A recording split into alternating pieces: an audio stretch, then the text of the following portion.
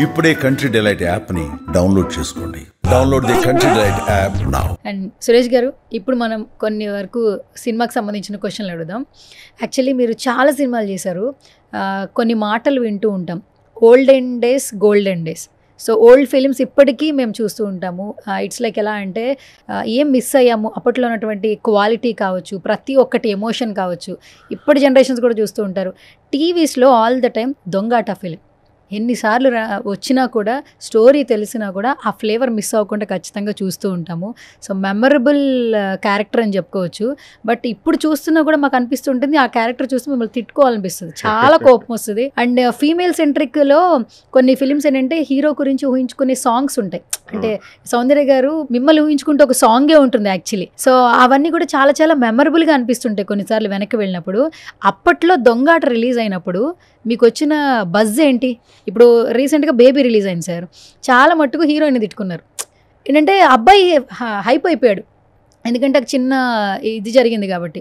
మీరు అప్పట్లోనే హీరోయిన్ని మోసం చేస్తూ లవ్ చేస్తున్నట్లు ఒక క్యారెక్టర్ త్రూ అవుట్ వెళ్ళింది కాబట్టి ఈ సినిమా బయటకు వచ్చిన తర్వాత ఒక ఎక్స్పెక్టేషన్స్ ఉంటుంది, అమ్మాయిలు తిట్టుకుంటారని అనుకుంటూ ఉంటారు. నేను అదే అనుకున్నానండి యాక్చువల్గా. నేను సినిమా చేసేటప్పుడు, బట్ గాడ్ బ్లెస్ కోటి రామకృష్ణ గారు, ఆయన నాకు కథ చెప్పినప్పుడు హీరోకి ఎంత న్యాయం చేస్తాను, నీకు అంత న్యాయం చేస్తాను, నువ్వు నన్ను నమ్ము అన్నాడు. నేను ఆయన నమ్మాను.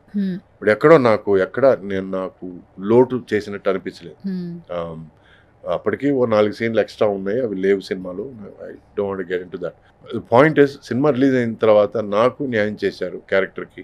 ఎస్పెషలీ దట్ లాస్ట్ సీన్, ఆ కొండకి ఎంట్రీ కేసం పోయింది ఎంట్రీకే కదా అని అనడం, that was highlight, my justification for my character. అంటే వాడు ఎదవగా స్టార్ట్ అయ్యాడు సినిమాలో, లాస్ట్ వరకు కూడా ఎదవగానే ఉన్నాడు, ఎక్కడా మారలేదు. వాడు మారుంటే, నేను సారీ చెప్పుంటే క్యారెక్టర్ పడిపోయిండేది. బట్ అది పడిపోకుండా కోటి రామకృష్ణ గారు మెయింటైన్ చేశారు. God bless his soul.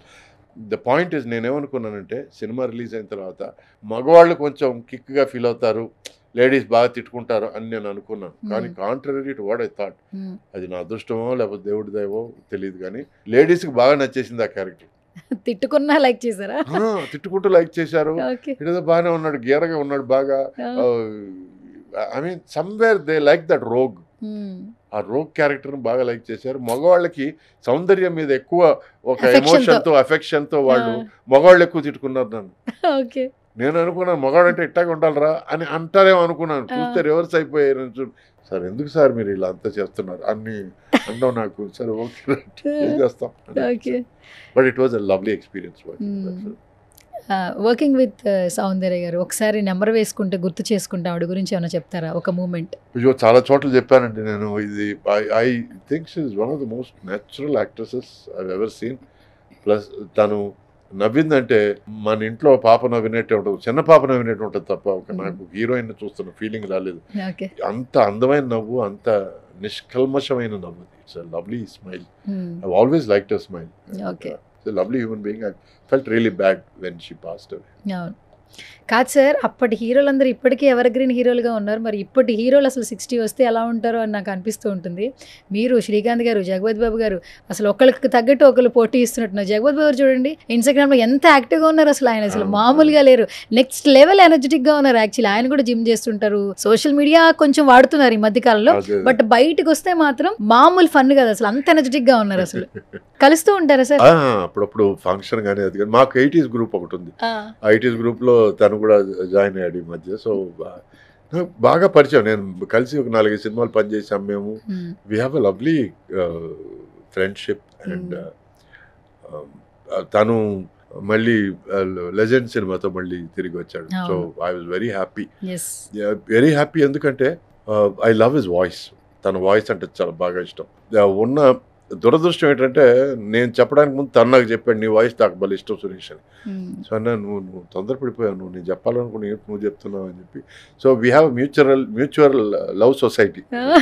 So I love his voice because it has a lot of base and ఎక్కువ డెప్త్ ఉంటుంది. సో తను he likes my voice. So I very under rated actor. ఎందుకంటే తను ఎక్కువ ఓవర్గా ఎక్కడ చేయడు, బట్ తన కళ్ళతో బాగా ఎక్స్ప్రెస్ చేయగలడు. So I like that about him.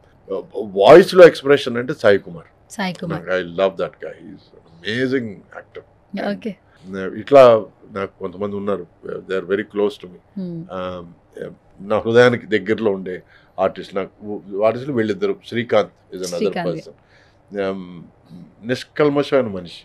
Sir Srikanth గారిని, ఊహ గారిని తలుచుకుంటే ఏదో జన్మలో ఏదో పుణ్యం చేసుకుంటే మనలాగా పిల్లలు మనకు పుడతారు. ఊహ గారిలాగా వాళ్ళ పాప ఉంటుంది, అవును, శ్రీకాంత్ గారిలాగా రోషన్ ఉంటాడు. అవును, అవును. Very blessed.